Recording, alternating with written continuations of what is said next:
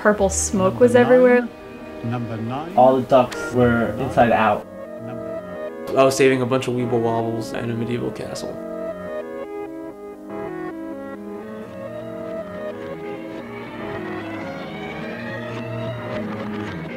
I think dreams are kind of emotion based. Like, I think it's something that comes from like the feelings that you've had that day. The mindset and attitude you have going to bed is definitely going to affect how you dream.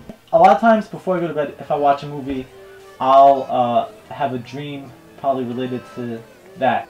All dreams come from background processing, which is occurring all the time. The brain is modeling life when we're awake and when we're asleep. Dreams are modeling of life. And when we're awake, we take external information, we build them into the model, we construct reality. When we're asleep, the reality really is not related to external events, but past events in as far as memories being stored, allocated, and parsed. Well, in this one dream, there was like a lot of traveling in my dream, and I ended up taking this elevator, and it was from my grandma's house, and all of a sudden we were like on the bottom floor of her house trying to go up one floor, and we ended up in a Swedish airport somehow.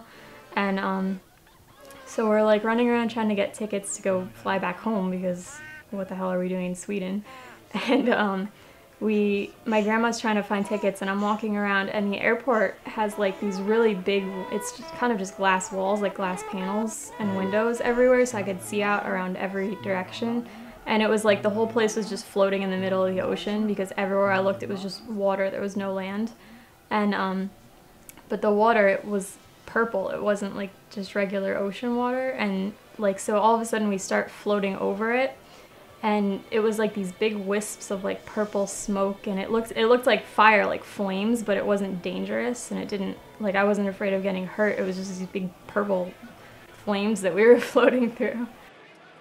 Yeah, I have crazy dreams sometimes. Like the other night I had this dream where I was in like a medieval castle, like huge medieval castle, and I was no one in particular, but all these people in this like castle, I guess they like lived in the castle, were being oppressed by like this like king kind of guy, and basically I like fought him and like all his henchmen and shit, and like I don't know, I like killed him off, and I was the hero and stuff. But like the people who weren't people in the dreams, they looked like those little like the weeble wobbles, you know what I'm talking about, like in like TV.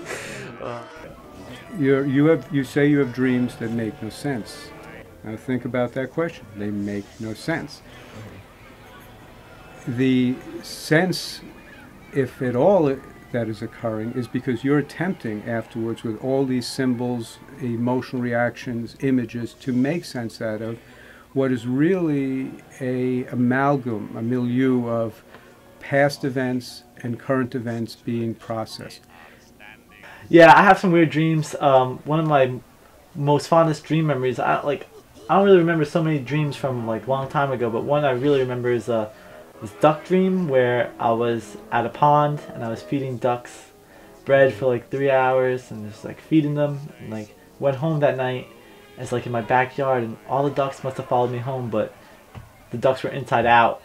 Like they had no feathers, no skin, and they're just like bones and muscle, and they're all bloody, and they're like just following me around my house. And I remember just hiding in a trash can to get away from them.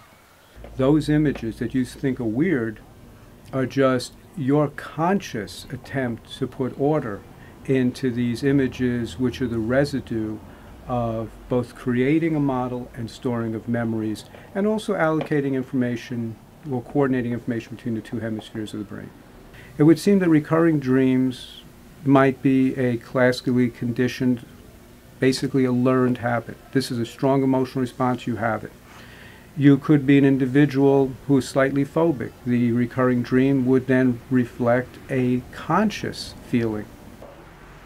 I've had dreams where my teeth have fallen out a lot, actually, recently. I think that has to do specifically, though, to get a little personal, is I actually have like a tooth that's like it's not loose, but there's like not much gum there right now, and I dream about losing that all the time. It's sort of like almost in a weird way, like a fear coming true. I've had dreams where like my tooth would become like loose, or I would have a bunch of teeth that would be loose, and it would scare me in my dream because I knew that like it might hurt if it fell out, or like I couldn't get it back in. You have Albert Ellis, the great cognitive behavioral therapist and theorist, said that you cannot separate out thinking, feeling, emoting together. So the recurring dream is going to be that emotional or cognitive salient event for you that's going to be represented in the dream because you're thinking a lot when you're awake. I don't know if I was secretly afraid of ducks when I was a kid because I liked to feed them, but I definitely I think after I had that dream I was more turned off to the ducks. I remember when I was little and my teeth used to get loose, it always scared me so much because I didn't want it to hurt when they fell out. Some people remember very few dreams. And those that remember a lot of dreams probably have greater episodic memory, autobiographical memory. People who tend not to remember dreams and all probably have less so. So you're the person who remembers dreams a lot. It's a good sign that you're very aware of your life, of living your life.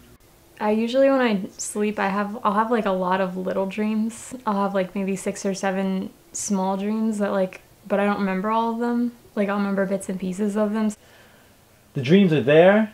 I know I dreamed. I remember dreaming. I remember being in the dream, but I don't remember all the parts of the dream. I remember my dreams almost like, I'm going to say 80% of the time. I think dreams come from a number of different sources depending on how deep your sleep is.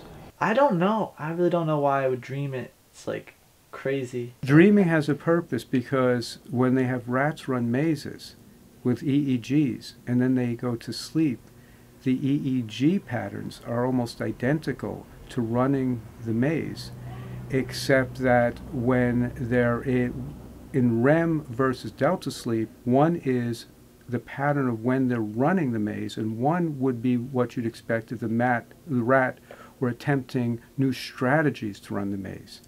So it seems, in answering the question why we dream, it's very adaptive for the brain to be able to create models, do what-if analysis for things we learned in life. So when you have a weird dream, it might be you, being a more creative individual, has a more elaborate what-if answer to life experiences. 9, number